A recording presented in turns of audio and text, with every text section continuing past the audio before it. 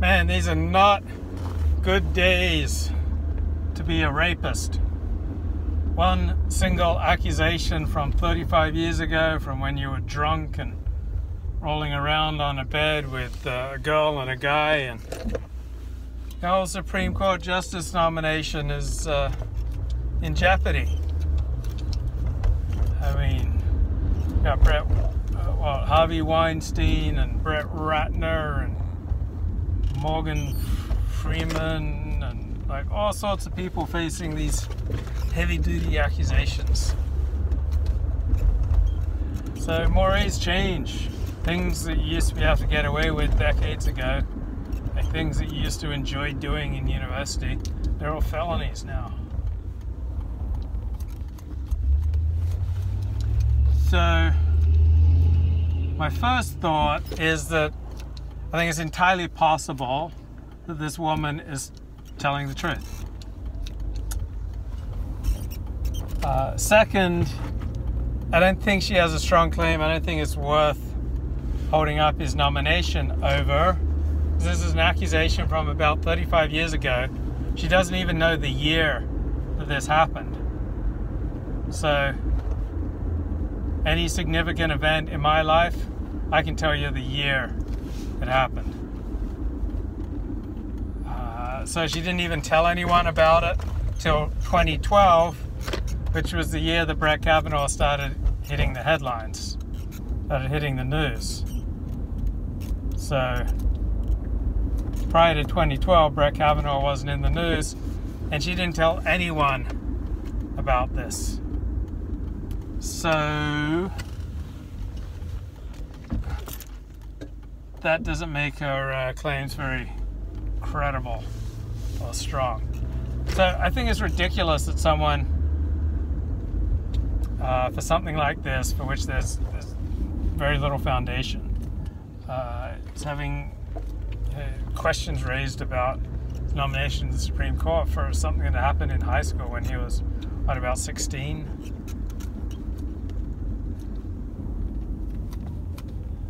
And it says a lot about the moment that we're in. So I think the Democrats learned from their Roy Moore playbook that this was a winning issue. And we're in a time of heightened sensitivity for the Me Too movement. Donald Trump had all those women accusing him of groping.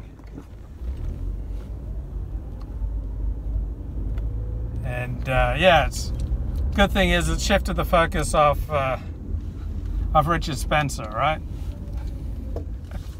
Someone noted in the chat.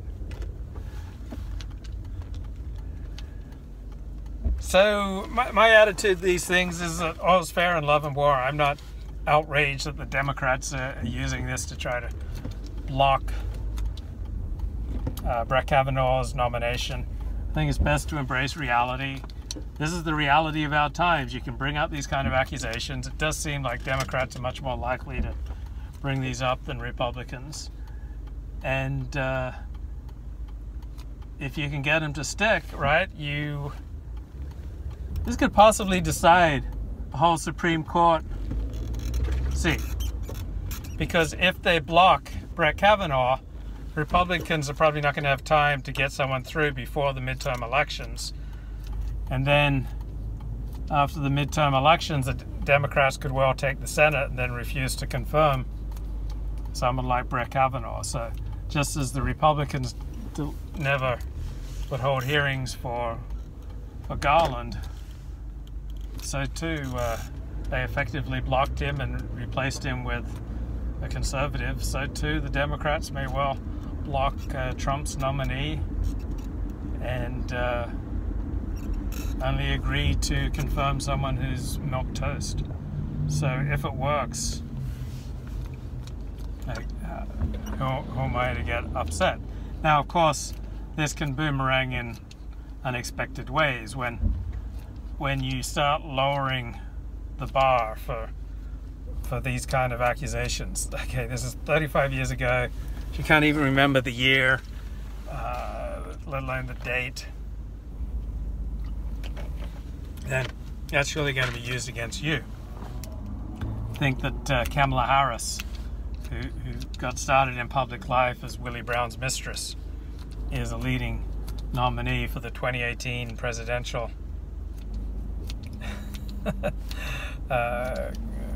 nomination.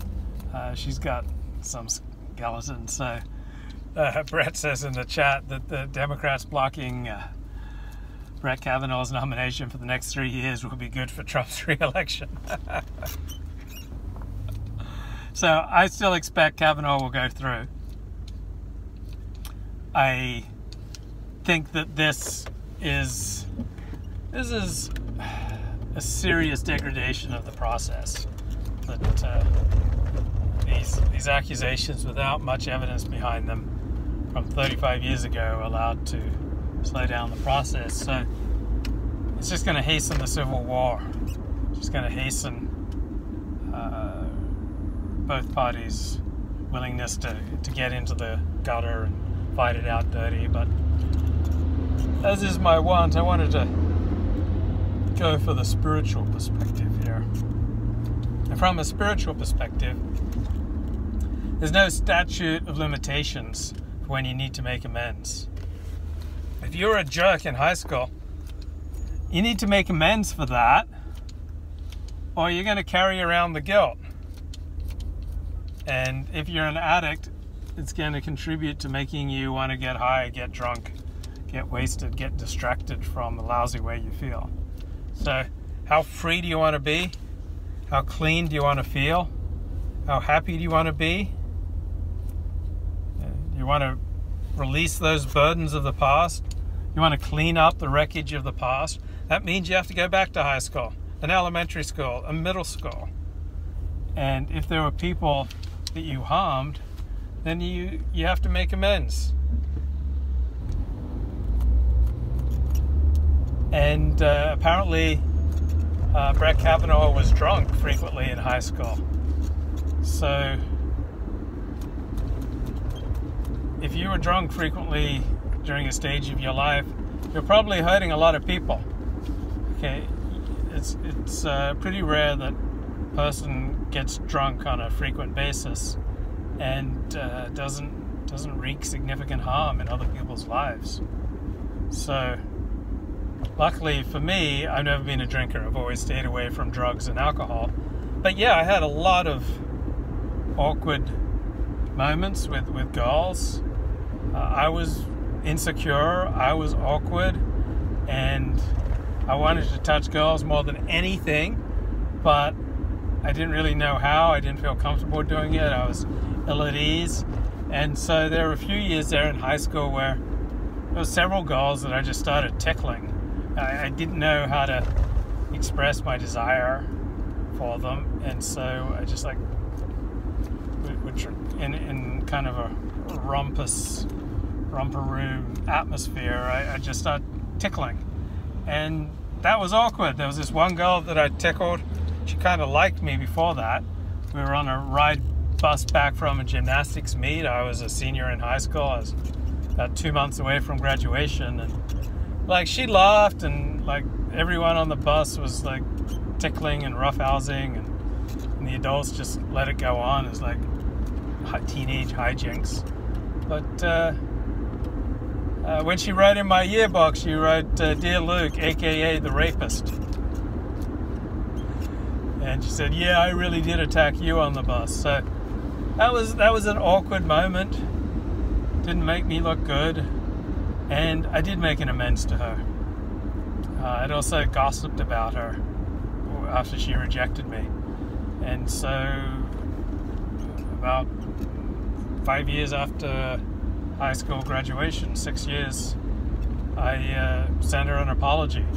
She forgave me, and we had a little chat, and that was that. But yeah, I definitely wanted to clean up the wreckage of the past. I just didn't want that hanging over me. When I got sick, particularly, that's when the things that I did in high spirits that might have harmed other people, then my recollections and my guilt for my misbehavior would come back at me much more intensely, and I'd feel a strong desire to go make amends. And did this with several girls that I tickled, and one girl said, "You got to stop that," and I did. And another girl, like our mutual friend, a male friend, like just grabbed me and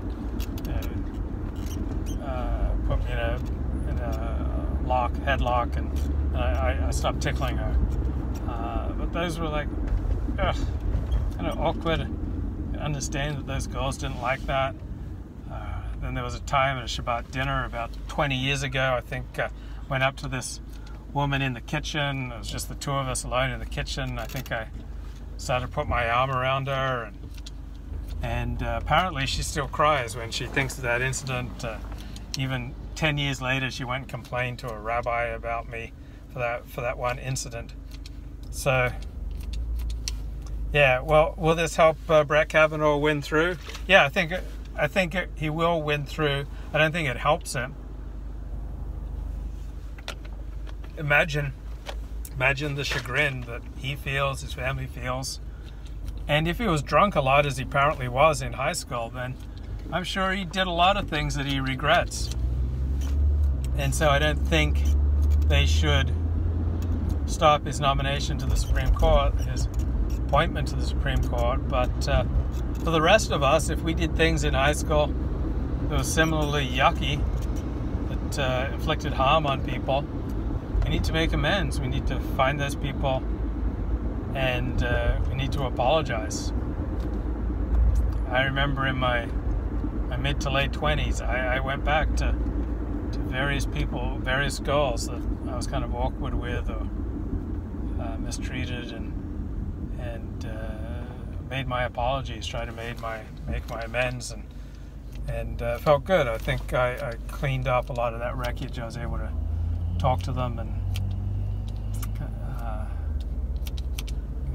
obtain forgiveness from them. The Democrats lack creativity. They need to find some new tactics. Well, these tactics are working. It worked with Roy Moore, and it seems like they have a chance of delaying Brett Kavanaugh, who was headed for a sure path to the Supreme Court prior to this happening. So they're throwing a bomb, and who knows what the implications will be for the future. Is this just part of the public dialogue now, where accusations from 35 years ago with very little corroborating information are now part of the are now considered newsworthy and can disrupt a nomination process? Then how many guys have never acted as Kavanaugh acted, tried to take a girl's clothes off, who never laid on top of a girl without getting explicit consent? It makes me think that Mike Pence had the right approach. He won't have lunch or dinner with any woman who's not his wife, right? If you abide by the strictures of Orthodox Judaism, you're going to avoid these problems. I know a couple in this community, and they've been married 15 years. She went to lunch with a guy, and people gossiped about it. Like, who is she going to lunch with? And it turned out it was her brother. But that's what life is like in Orthodox Judaism. You go to lunch or dinner with a man who's not your husband, and people start gossiping. And so, needless to say, not getting drunk is probably a good idea to avoid these situations. And abstaining from touching the opposite sex till you get married is probably a good idea as well. Avoiding temptation requires commitment. Yeah, it usually will require a religious commitment. Also, there's a difference between blame and responsibility. If you get wasted, if you're a girl, you get wasted at a party, and get yourself in a room alone with a guy or two guys, you bear some responsibility for putting yourself in a situation where you could be harmed. I'm not sure you get blamed, but you bear some responsibility. If you a woman and you walk alone through a dangerous part of town at night, you're putting yourself at considerable risk. If you're sending very flirty signals, slutty signals, then guys are going to treat you differently than the good girl signals. I know women, you would never think of misbehaving with them because they're very proper. They have good self-esteem. They just don't put out any signals that, hey, I'm a floozy, I'm just looking for a good time. So we have a profound effect on how other people relate to us. And that goes the way we dress, the way we speak, the way we act, who we hang out with, the situations we find ourselves. There's an old saying, nothing good happens after midnight. So a lot of deaths on the road after midnight, a lot of shootings, a lot of rapes, a lot of just misunderstandings when people are tired and they're not using the best judgment late at night. They feel like social mores have changed. Yeah, guys who cannot handle liquor should not drink. Shouldn't be getting drunk as a teen, as an adult. Bad idea to lose control. And girls shouldn't be going to parties filled with drunk guys if they don't expect some very rude, awkward, drunken passes and worse being thrown at them. Wish that wasn't true, but it is. I knew a girl who would routinely get into bed naked with guys and then would get upset that they'd rape her. And she'd say, look, just because I got into bed naked with him doesn't mean that I gave him permission to rape me. But if you get into bed naked with guys, they're going to take advantage. If you go back to a guy's place, generally speaking, it's understood that it's to have sex.